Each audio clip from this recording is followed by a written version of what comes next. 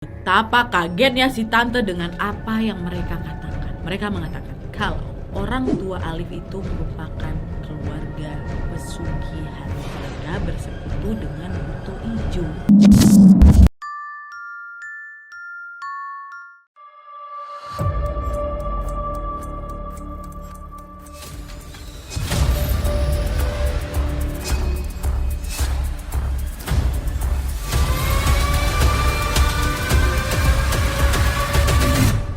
Subscribe Animasi Cerita Horor.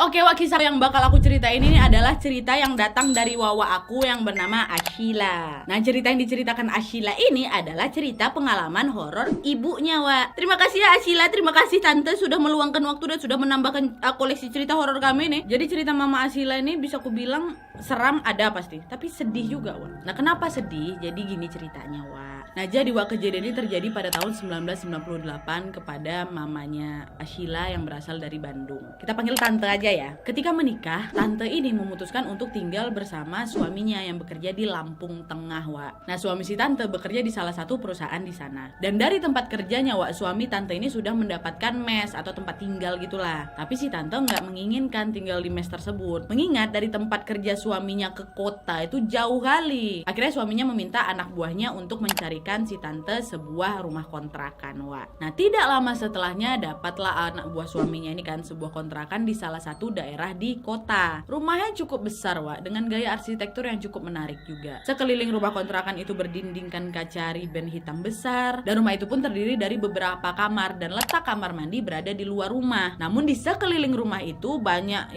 pohon-pohon besar, dan letak rumah antar tetangga pun lumayan berjauhan, Wak. Dan tanpa pikir panjang lagi pindahlah si tante itu ke rumah kontrakan ini ya kan. Nah, di rumah ini, Wak, tante ini tinggal bersama si pemilik rumah. Tapi si pemilik rumah ini jarang berada di rumah, Wak, karena mereka ini berdagang dan pulang hanya hari Kamis pagi, dan malamnya pada malam Jumat tepatnya jam 12 malam mereka selalu pergi nggak tahu kemana dengan membawa dupa, Wak, yang cukup besar dan banyak. Nah, si tante ini tinggal di salah satu kamar yang berdekatan dengan ruang keluarga, dan jumlah kamar di rumah tersebut ada 4 kamar, tapi semuanya tampak kosong, jarang dipakai gitu. Ada nih salah satu kamar yang terletak di dekat dapur, dan kamar itu satu ruangan dengan meja makan. Nah, kamar ini nggak pernah dibuka dan lampu yang berada di kamar tersebut selalu dimatikan, nggak pernah dinyalakan, Wak. Nah, kamar itu cuma dibuka ketika pemilik rumah datang ke rumah aja, dan dibuka pun pada malam-malam tertentu, Wak. Jadi ibaratnya rumah kontrakan ini jatuhnya kayak ngekos nggak sih si tante di sana, ya nggak sih? Karena dia kan tinggal sama pemilik rumah gitu kan. Mungkin karena besar kali 4 kamar nggak kepake,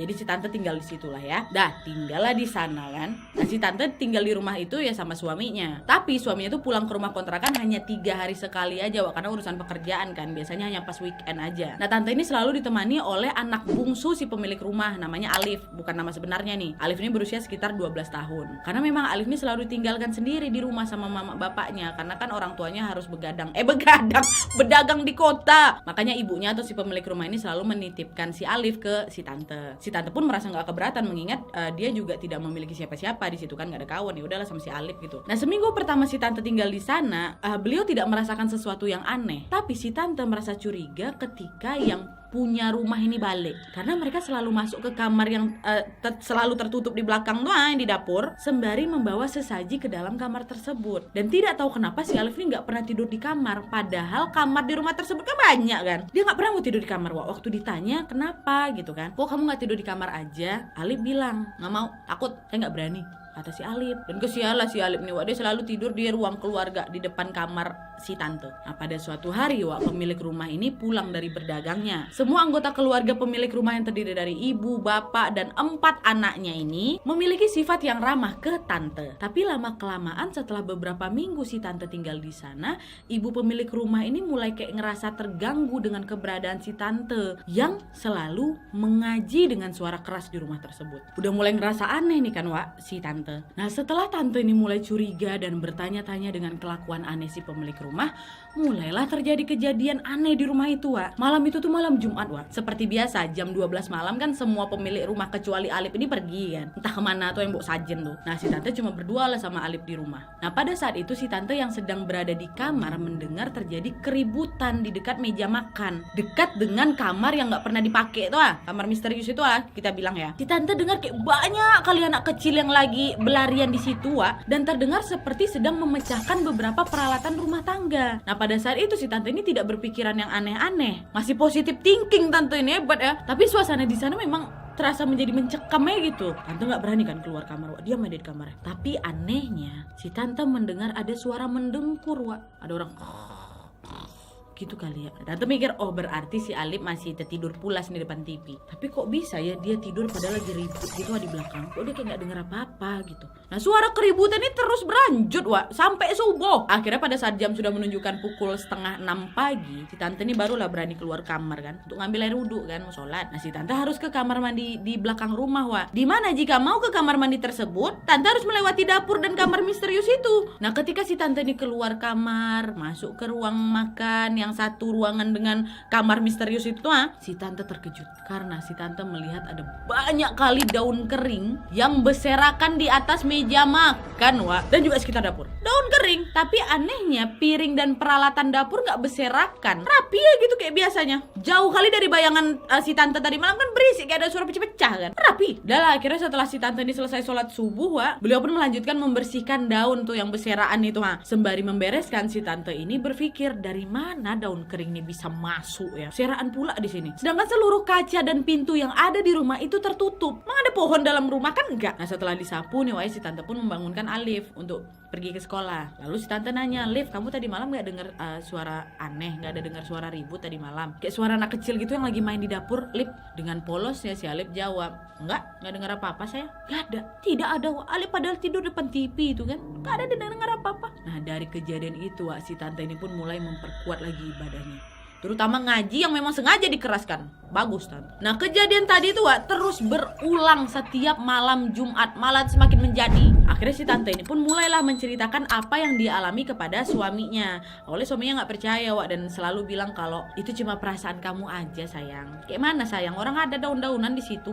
Cuman perasaan aku aja. Dan sampai akhirnya dengan setengah bermohon, Wak, si tante ini minta, tolonglah sayang, setiap hari Kamis kamu baliklah ke rumah, gak usah weekend. Setiap hari Kamis, biar malam Jumatnya kau bisa temenin aku, supaya kamu bisa tahu apa yang sebenarnya selalu terjadi pada malam Jumat. Akhirnya suami si tante ini pun memutuskan, oke, baik sayang, tiap hari Kamis saya akan pulang ke rumah. Karena si om juga merasa penasaran nih, khawatir juga sama istrinya ya kan, takutnya yang ngebuat keributan itu malah maling. Jadi datanglah itu, Wak, suaminya si tante ini di hari Kamis. Setelah mereka selesai sholat isya, si tante ini pun sama suaminya sengaja nggak tidur untuk menunggu sampai jam 12 malam. Betul, jam 12 malam pergi keluarga ini lagi kan, kecuali Alip. Nah saat yang mencekam ini pun datang, Wak, dan betul aja setelah jam 12 malam mulai terjadi keributan, suara anak-anak kecil yang berlarian sambil ketawa. Belum lagi ada suara barang-barang pecah berjatuhan tuh. Dengar si om, diam dia. Wih, betul, Wah, dengarkan itu berdua, Wak. Nah gegara suami betulan udah dengar itu, tiba-tiba si om ini berdiri ya kan, mau ngecek langsung ini pas kali suaranya itu ada kan, buat ngeliat nih siapa yang buat keributan itu. Tapi, Wak, pada saat si om mau mau keluar, langsung ditarik tangannya sama si tante. Si tante bilang, coba kamu pikir sayang, mana mungkin ada anak kecil main ke rumah ini malam-malam. Terus anak siapa juga yang diizinkan main jam 12 malam, sedangkan rumah tetangga kita jauh kan sayang. Terus si Alif udah besar, gak akan mungkin itu dia. Akhirnya si suami si tante ini pun duduk balik. Didengarkan ya lagi keributan itu sampai menjelang subuh. Bayangkan sama kalender jam 12 sampai menjelang subuh. Udah subuh datang, baru balik hening, tanpa ada suara sedikit pun. Si tante sama omnya yang mengalami ya. Terus tante itu ngajaklah suaminya, yuk sayang kita ambil wudhu, mari kita sholat. Dan alangkah kagetnya suami si tante ketika si om ini betulan melihat ada banyak daun kering berserakan. Wah, betul, berarti gak bohong kan ini si tante, gak bohong bini.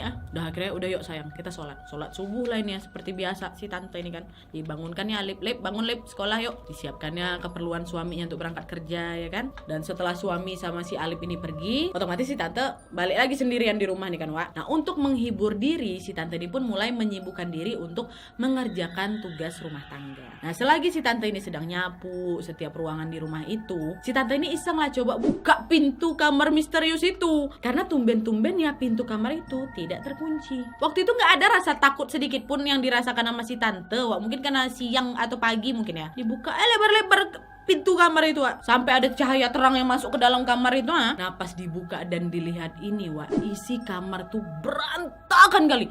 Terus bau, kamar tuh lembab, Wak, lembab kali, terus hawanya dingin. Ditengok sama si tante gak berani lah dia masuk ke dalam. Takut ketahuan sama si pemilik rumah kan. Ditutup balik pintu misterius tuh. Dah, nggak lama kemudian setelah Alif pulang sekolah jam 12 siang gitu, si tante ini ngomong lah sama Alif kan. Alif, kenapa orang tua kamu nih jarang pulang? Cuma malam-malam Jumat tertentu aja mereka balik. Nggak kayak waktu dulu ya. Hari Kamis pasti pulang. Ini kok enggak gitu. Alif pun bilang nggak tahu. Padahal kalau seminggu sekali pulang, Alif punya uang. Tapi kalau sekarang terpaksa Alif harus nyusul ke tempat ibu berdagang nih, tante. Nah, si tante ini pun lanjut bertanya, kenapa keluarga kamu kalau datang Kamis pagi malamnya sekitar jam 12 itu selalu udah pergi beramai-ramai lagi dengan menyewa segala macam perlengkapan kayak dupa dan lain-lain segalanya itu. Nah, si tante tahu hal ini, Wak, karena setiap kali keluarga itu pulang ke rumah, mereka suka membereskan hasil belanjaannya di atas meja di dapur. Jadi nggak sengaja lah si tante ini melihat peralatan-peralatan itu waktu si tante mau ke kamar mandi. Nah, ditanya kayak itu, Alif bilang, semua keluarga saya ini pergi ke gunung mau ritual, tante. Cuma Alif nggak ngerti itu ritual apa. Alif tahu karena dulu sebelum tante ngontrak di rumah ini, Alif suka dibawa karena nggak ada temen di rumah. Terkejutlah si tante kan, hah? Ke gunung? Gunung apa, Alif? Entah, nggak tahu Alif. Yang Alif tahu perjalanan ke sana jauh lah, tante. Nah, di situ si tante udah nggak memikirkannya lagi terlalu dalam ya kan. Tante berpikir, biarlah nanti juga waktu yang menjawab apa yang sebenarnya keluarga ini sembunyikan. Apa yang mereka sembunyikan nanti ku kasih tahu.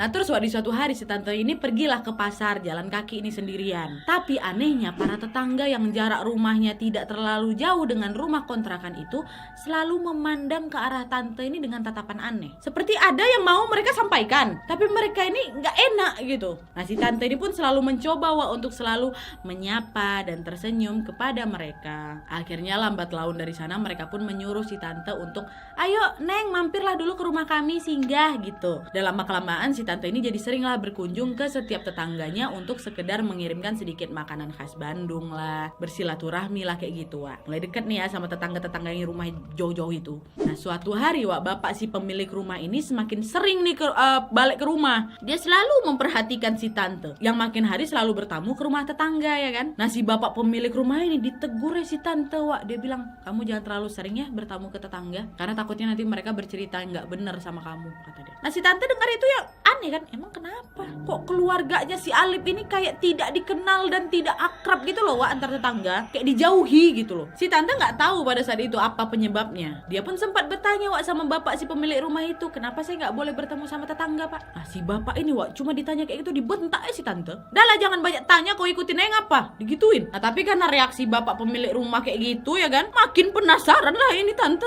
untuk nyari tahu lebih jauh lagi tentang keluarganya si Alif ini. Jadi adalah nih, Wak, suatu hari ya, keluarga yang punya rumah ini nggak balik. Alif pun lagi pergi ke sekolah. Nah, si tante yang memang lagi bosan berinisiatif untuk main ke rumah tetangga. Yang kebetulan tetangganya ini adalah suami istri berprofesi sebagai guru SD dan SMP. Nah, di rumah tetangganya tersebut, Wak, si tante ini pun ngobrol lah kan, mencari tahu kenapa keluarga Alif ini dijauhi. Dan kalian tahu betapa kagetnya si tante dengan apa yang mereka katakan. Mereka mengatakan kalau orang tua Alif itu merupakan keluarga pesugihan. Mereka bersekutu dengan buto ijo. Makanya bangunan rumahnya itu tidak benar-benar selesai 100%. Ada yang tidak diselesaikan. Ya kan, kamar mandi di luar ya. Dan terus jika kami semua melihat dari luar rumah, rumah tersebut sungguh-sungguh menyeramkan, kata pasangan suami istri ini, Wak. Terkejut si tante kan. Si tante ini pun menceritakan juga nih kepada pasangan tetangga itu, Pak, Bu, memang saya selama tinggal di situ ada ngerasa yang aneh. Kenapa mereka selalu keluar jam 12 malam? Dan sebenarnya ada keanehan di luar dari keluarga ini, tapi menyangkut saya. Apa itu, Wak? Kenapa kalau setiap bulan di saat saya ini telat menstruasi, saya udah seneng nih, Pak, Bu, udah berharap kali saya ini hamil, tapi setiap malam di saat saya telat datang bulan itu, saya selalu bermimpi perut saya ini dipijit kuat sama seorang perempuan. Yang anehnya perempuan itu berwajahkan ibu pemilik rumah itu, tapi tanpa badan, cuma kepalanya aja. badannya tuh kayak melayang dan berasap. Lalu di mimpi tersebut saya merasakan seperti perut saya ini ditekan, ini dicongkel, ditekan, terus kayak diremas gitu Pak, dengan kuat sama si wanita ini, sambil dia bilang, ini bukan anak kamu. Matanya merah, kulitnya hitam, mulutnya menyeringai, menahan amarah. Baru setelah itu saya terbangun dari mimpi saya. Dan tiap kali saya bangun keringat saya udah bercucuran Pak. Saya cuma bisa istighfar, meminta pertolongan Allah Subhanahu Wa Taala. Tapi Pak, mimpi itu seakan-akan nyata. Kata-kata ini bukan anak kamu tuh jelas selalu menghantui saya Pak. Dan mimpi itu selalu berulang ketika si tante ini sudah telat menstruasi. Wah, bayangkan sama kalian. Nah, selama 3 bulan si tante itu ngontrak di situ. 3 kali pula si tante ini selalu mengalami mimpi yang sama. Dan besok paginya waktu udah terbangun itu, setelah mimpi sosok makhluk berwajah ibu pemilik rumah itu, si tante selalu buang air kecil disertai darah Wak, seperti darah haid, namun berbentuk gumpalan-gumpalan seperti hati sapi. Astagfirullahaladzim. Nah, karena inilah Wak, si tante sering menangis sedih. Dari situ si tante merasa kalau gumpalan-gumpalan tersebut, aduh ya Allah, adalah buah hati si tante sama suaminya yang dikeluarkan secara paksa oleh makhluk yang menyerupai ibu pemilik rumah. Gak kerasa tuh air mata si tante ngalir aja terus waktu menceritakan hal tersebut kepada tetangganya itu. Baru ngeh si tante. Nah, para tetangga yang sering tante datangi ini menyarankan, udah pindah kamu dari rumah itu. Malahan mereka Wak dengan ikhlas lah bantu si tante sama suaminya untuk mencarikan rumah untuk mereka tanpa minta imbalan sepeser pun. Alhamdulillahnya akhirnya si tante ini pun mendapatkan rumah baru Wak, yang layak untuk ditempati. Dan pemilik rumah baru ini juga merupakan sepasang suami istri juga. Untungnya dapat orang yang baik, suka menolong orang yang kesusahan juga. Dan kebetulan yang si pemilik rumah baru ini sesepuh di tempat itu Wak, turunan dari Banten juga. Nah, si pemilik rumah kontrakan baru ini udah tahu Wak cerita tentang si tante, tentang mimpi dan tentang kejadian aneh di rumah dulu. Mereka pun bilang, untung kamu segera cabut dari tempat itu. Kalau tidak, sampai kapanpun kamu dan suamimu tidak akan memiliki anak. Karena janin calon buah hati mereka ini dijadikan tumbal Wak, pesugihan oleh keluarga Alif tersebut. Ya Allah, tahun 98 kejadiannya. Akhirnya beberapa hari kemudian, tanpa sepengetahuan dan pamit dengan keluarga Alif dan juga ke Alif pun, si tante memutuskan untuk pindah dari rumah kontrakan tersebut. Dan setelah pindah ke tempat yang baru ini, barulah alhamdulillah gak lama dari situ si tante ini pun hamil. Barulah ada Sheila. Dan setelah usia kehamilan 8 bulan Wak, suaminya memutuskan untuk balik lagi ke Bandung. Dan sekarang alhamdulillah si tante, si om sudah memiliki 2 anak yang udah besar ini, si Sheila sama adek ya kayak. Sedih Wak ya, tapi seram. Semoga tante dan keluarga selalu dilindungi oleh Allah Subhanahu Wa Taala ya tante ya. Parah kali keluarga Alif bah. Tapi ini menurut kesaksian si tante sih Wak, sama beberapa tetangga-tetangganya si tante di daerah situ. Coy. Sehat terus tante. Memang sengaja nggak ku sebutkan namanya di sini. Sebenarnya si tante mau aja disebutkan, tapi aku yang takut. Ya. Sehat terus tante. Bye.